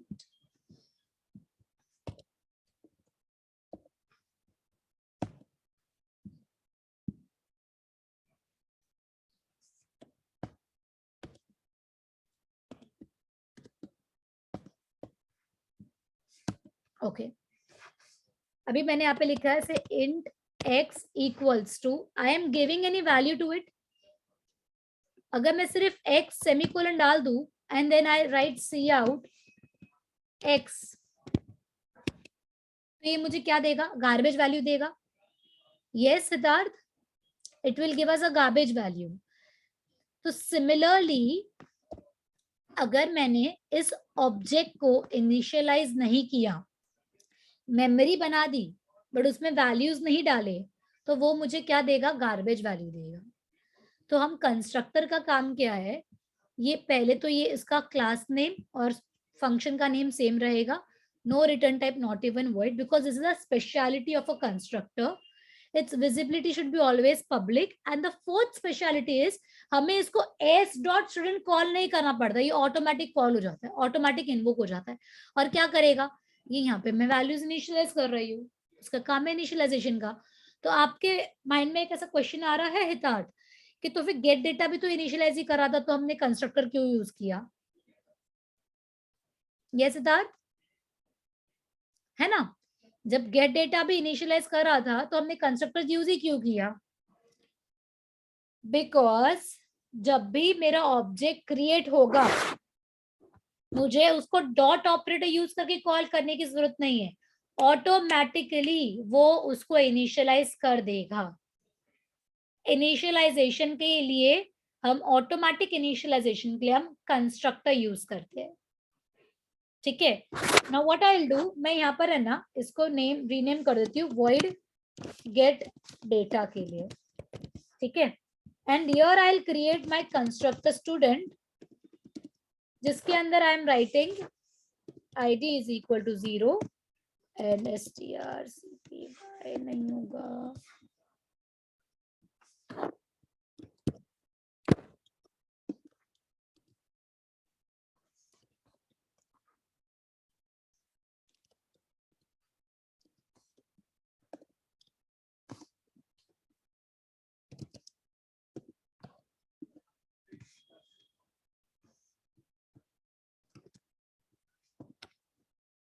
Okay, there I will write, मैं ये function को रन करती हूँ. Let me see if there any error. ठीक है, ये आया कुछ वैल्यू, id 0, नेम में 2 स्पेस मैंने डाला था वो आ गया. ये क्यों आया? मैंने तो गेट डेटा तो कॉल ही नहीं किया था, गेट डेटा में कॉल करना भूल गई. बट जैसे ही कंस्ट्रक्टर ऑब्जेक्ट बना यहाँ पर, इसने ऑटोमेटिक डिफॉल्ट कंस्ट्रक्टर को कॉल कर लिया. और ये कंस्ट्रक्टर में यहाँ पे हमने लिखा था कि हमारा आईडी का वैल्यू 0 होना चाहिए. नेम को वैल्यू अगर मैं यहाँ पे कुछ नेम दे दूँ, इफ आई राइट PI, तो मुझे 0 एंड PI ही मिलेगा वैल्यू. समझा? Any queries over here guys?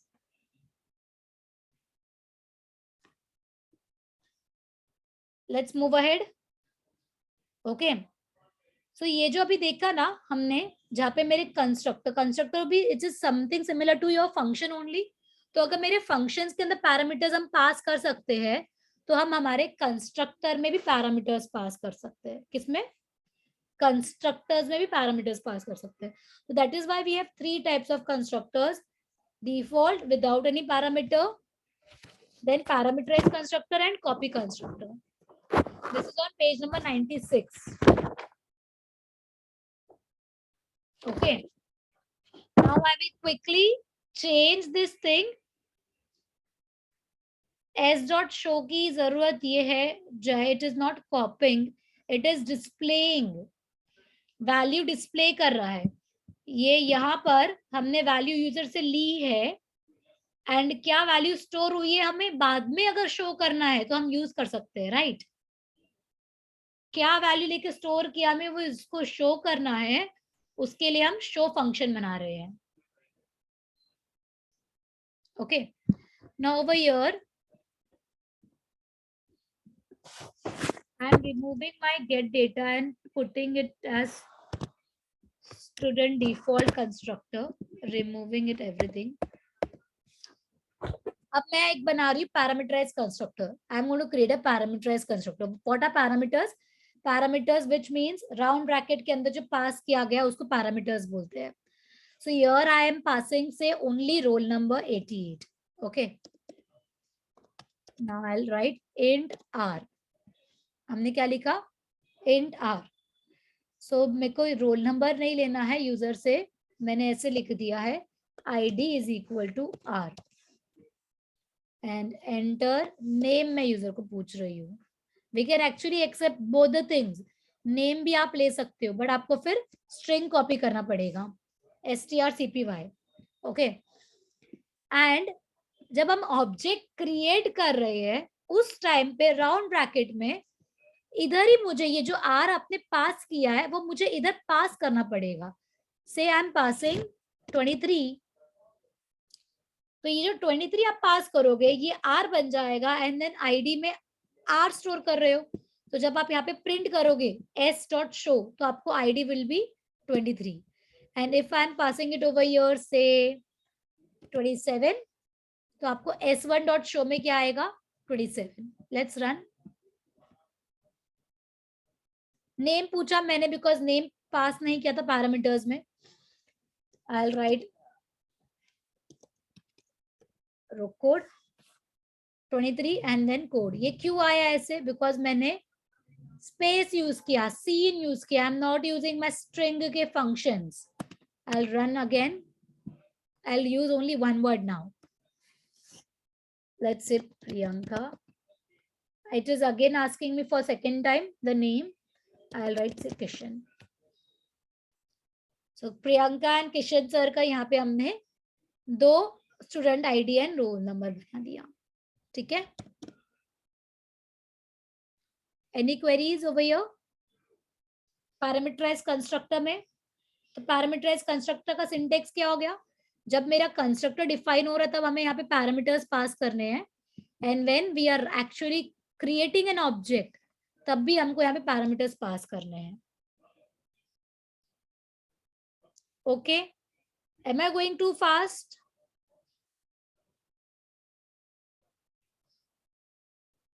Am I going too fast? Do you want me to repeat it once again?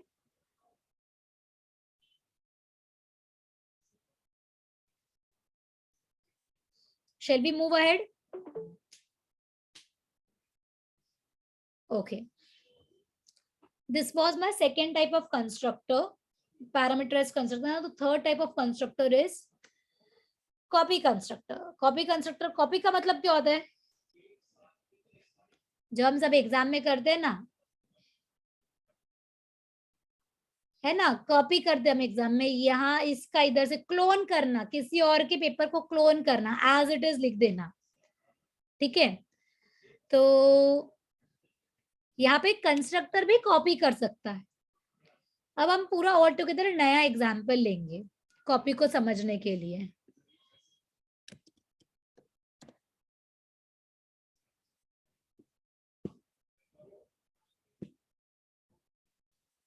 Let me see. Okay, I do not have example type. ठीक है, so suppose अभी मेरे पास एक class है mobile, class name है mobile. Mobile में क्या क्या, हम जब एक नया मोबाइल परचेज करने जाते हैं तो हम सबसे पहले क्या देखते हैं? कितना मेगापिक्सल है, राइट? कितना रैम है, कैमरा देखते हैं, रैम देखते हैं, फिर हम उसमें कौन सा ऑपरेटिंग सिस्टम है वो देखते हैं, वेदर इट इज iOS है, एंड्रॉइड है, विंडोज है, क्या है। ठीक है, ये तीन बेसिक चीजें हम देखते हैं, megapixel, RAM and operating system. ठीक है, तो अब मैंने एक मोबाइल क्लास का कंस्ट्रक्टर बनाया है, डिफॉल्ट कंस्ट्रक्टर, जिसका काम है एंटर मेगापिक्सल, वो वैल्यू यूजर से ले रहा है, RAM and OS, MP, RAM, OS. Okay, ये मैंने डिफॉल्ट कंस्ट्रक्टर के अंदर लिख दिया। ये कब कॉल होगा? जब भी हम मोबाइल क्लास का ऑब्जेक्ट क्रिएट करेंगे। सो मैंने मोबाइल क्लास का ऑब्जेक्ट क्रिएट किया। सपोज अभी दो स्टूडेंट्स है यहाँ पे, फॉर एग्जाम्पल लेट्स टेक जय एंड मीत, दोनों है ना सेम फोन, मतलब दोनों दो अलग अलग कंपनीज के फोन यूज कर रहे हैं, बट दोनों में मेगापिक्सल सेम है, रैम सेम है, ऑपरेटिंग सिस्टम सेम है। सपोज जय का फोन है HTC, ठीक है, एंड दूसरा फोन है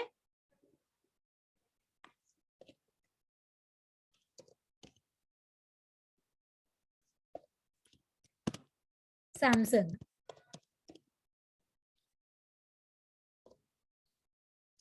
Now I do not need this round bracket because मेरे पास डिफॉल्ट कंस्ट्रक्टर्स ही है, सिर्फ मैंने पैरामीटराइज कंस्ट्रक्टर कुछ बनाया ही नहीं है। ओके, अब जब HTC कॉल होगा तो ये ऑटोमेटिक ये वाले फंक्शन को कॉल कर देगा, default constructor enter megapixel RAM and operating system. तो हमने वैल्यूज डाल दी ना। ये मैंने सबसे पहले किसको पूछा, ये मैंने जय को पूछा। Let me right the name जय अंडरस्कोर HTC। तो जय ने मुझे अपना डेटा दे दिया कि दीज आर थिंग्स। तो मैंने यहाँ पे लिख दिया प्रिंट करने के लिए मेगापिक्सल MP है, क्या उसका ऑपरेटिंग सिस्टम है, प्रिंट कर दो वैल्यू, एंड रैम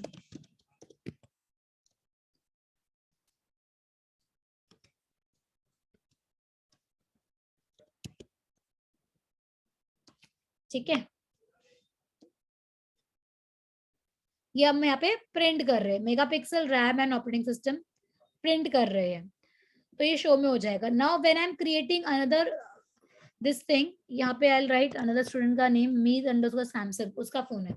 मीत बहुत स्मार्ट स्टूडेंट है, वो क्या बोलता है वापस से रिपीट नहीं करता, उसका जो भी 3 वैल्यूज थी ना वो रिपीट नहीं करता। वो बोलता है कि सेम एज जयस फीचर, जो जय के फीचर है वही वही फीचर है। तो हमने यहाँ पे अभी क्या कर दिया, कॉपी क्रिएट किया। मीत ने अपने फोन का फीचर्स कैसे डिफाइन किया, क्या उसने मुझे एक एक फीचर का वैल्यू दिया या उसने मुझे एज इट इज बोल दिया उसके फोन के सारे फीचर्स जय के फोन की तरह है, कॉपी। सो अभी हम यहाँ पे राउंड ब्रैकेट में एक ऑब्जेक्ट पास कर रहे हैं विच इज जय अंडरस्कोर HTC, ठीक है। अब ऐसा टाइप का कोई कंस्ट्रक्टर हमने बनाया क्या कि जब ऑब्जेक्ट क्रिएट हो रहा है उसके राउंड ब्रैकेट में खुद का ही ऑब्जेक्ट पास किया गया हो? हमने तो सिर्फ डिफॉल्ट कंस्ट्रक्टर बनाया, अब तक तो कुछ ऐसा बनाया नहीं। तो वी विल क्रिएट मोबाइल, उसके राउंड ब्रैकेट में क्या लिख रहा है मुझे, मोबाइल के राउंड ब्रैकेट में एक ऐसा वेरिएबल, ऐसे डेटा टाइप जो खुद की डेटा टाइप हो, मोबाइल टाइप ही होनी चाहिए, M, कुछ भी नाम दे सकते हो आप उसके अंदर। तो मैंने यहाँ पे M दे दिया, you can give XYZ anything. This is something similar to हमने लिखा था ना अभी स्टूडेंट इंट R जो लिखा था, ये मैं कमेंट आउट कर दूंगी बिकॉज ये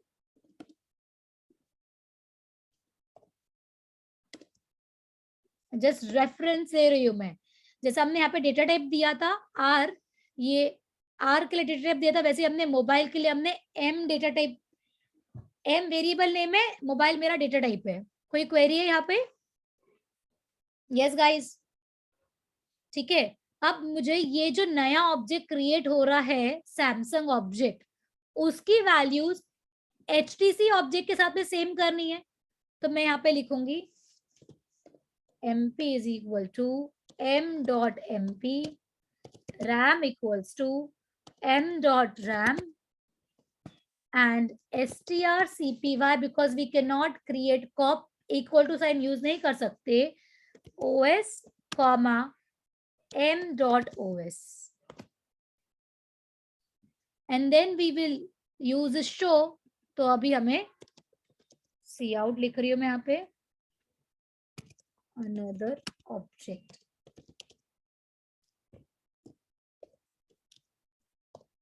I'll run this code।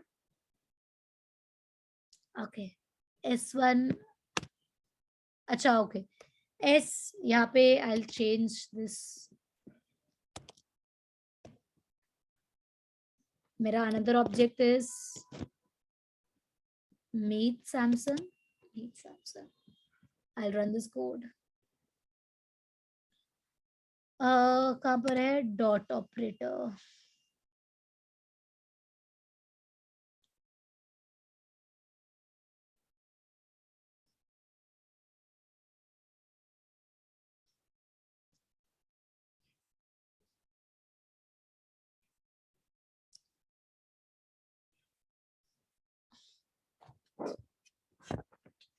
Out क्यों बोल रहा है ये? जस्ट गिव मी मिनट, मैं इसमें चेक कर रही हूँ ये क्यों ऐसा एरर थ्रो कर रहा है. I might have made some syntax error.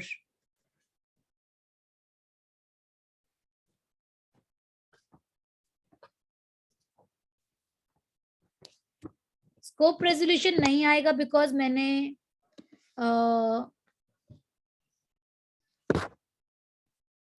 Inside the class he define किया सब कुछ, आउटसाइड क्लास नहीं डिफाइन किया है.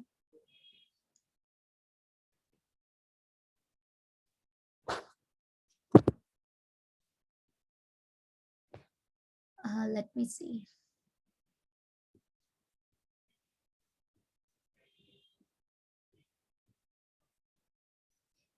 Okay, I did a mistake.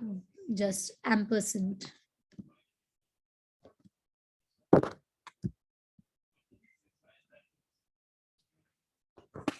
Okay, yes, Rajveer. So code सही है, लेकिन सिर्फ एक एम्परसेंट, एम्परसेंट मतलब एंड होता है, उसका मीनिंग क्या होता है? Can you answer me what is ampersand? And operator का क्या काम होता है Rajveer?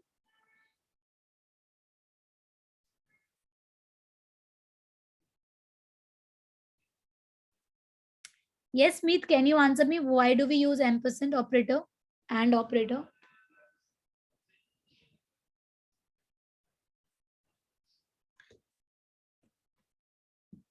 We use this operator because it says that address of जो भी ऑब्जेक्ट पास हुआ है इसका एड्रेस हमने इधर पास कर दिया एंड देन हम इसको वैल्यूज असाइन कर रहे हैं.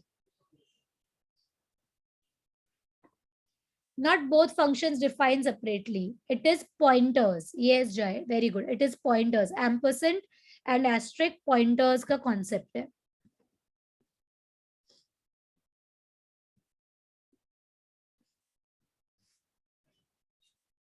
Okay, say 15, RAM 6 and Android. So another object में भी same values आ गई. Okay, I'll just write a new line over here so that वो separate हो जाए, line different.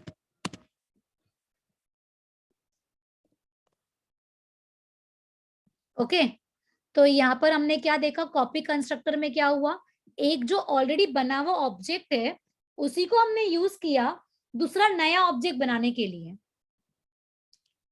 वन ऑब्जेक्ट जो ओल्ड बना हुआ था अभी जस्ट बनाया उसी को हमने यूज किया है to initialise member variables of newly created object.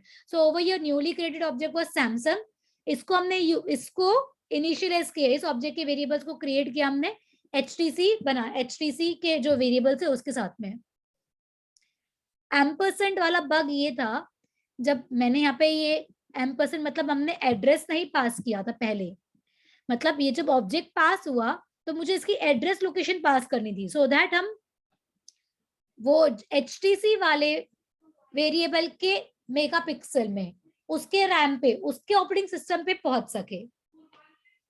Okay कोई क्वेरीज है यहाँ पे? यस तीन टाइप ऑफ कंस्ट्रक्टर्स हमने कवर की आज के दिन में. हमने क्या किया, let's do a quick revision. We started with OOP concepts. There are 4 fundamentals of OOP. Abstraction, very good. Encapsulation, inheritance, polymorphism. Abstraction says hiding the complexity and showing the essentials. Encapsulation, data और function को wrap कर लो. Inheritance, properties acquire करना. Polymorphism, having different forms. ये चार concept को use करने के लिए हम यूज करते हैं क्लासेस एंड ऑब्जेक्ट्स. क्लास क्या है, कीवर्ड है which is use to create user defined data type. उसके अंदर हम क्या लिखते हैं, हम लिखते हैं ये मेंबर वेरिएबल है और ये फंक्शंस है, हम वो लिखते हैं क्लास के अंदर. ऑब्जेक्ट क्या है, ऑब्जेक्ट ये है, क्या होता है, इंस्टेंस है, मतलब वेरिएबल है, क्लास का वेरिएबल है object, instance of a class. इसके अंदर क्या होगा, वही जो मेंबर्स उसके अंदर है क्लास के अंदर है वही इसके अंदर होगा, जैसे कि मेथड हो गया. ठीक है, class is a blueprint of an object. Object में without a class we can not create an object. Okay, the relation between a primitive data type and a variable is same as class and object. Constructors क्या होते हैं, which is used to initialize member variables of an object. Constructor का काम क्या? Initialisation. 3 type of constructor, default, parameterised, copy. कोई query? We also did how to define functions. 3 ways of defining function: internally, externally, and inline method.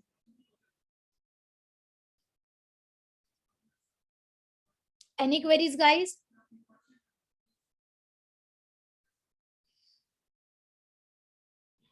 I'll share this code.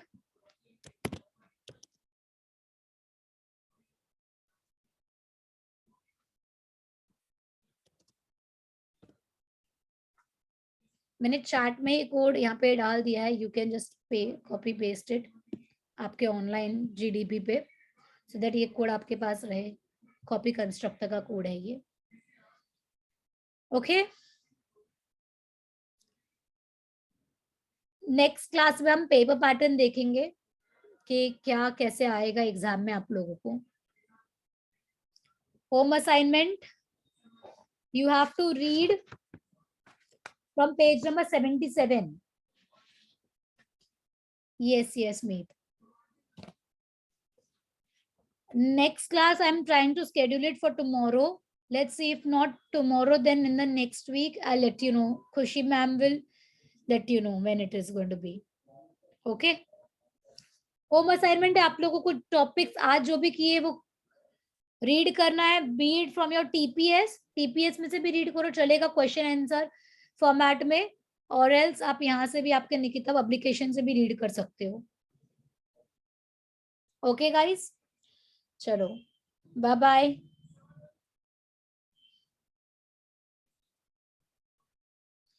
Yes Charmi, in the next class जब हम paper pattern discuss करेंगे, that time we will complete कि कैसे prelims में आपको आएगा questions, MCQs and everything. Okay,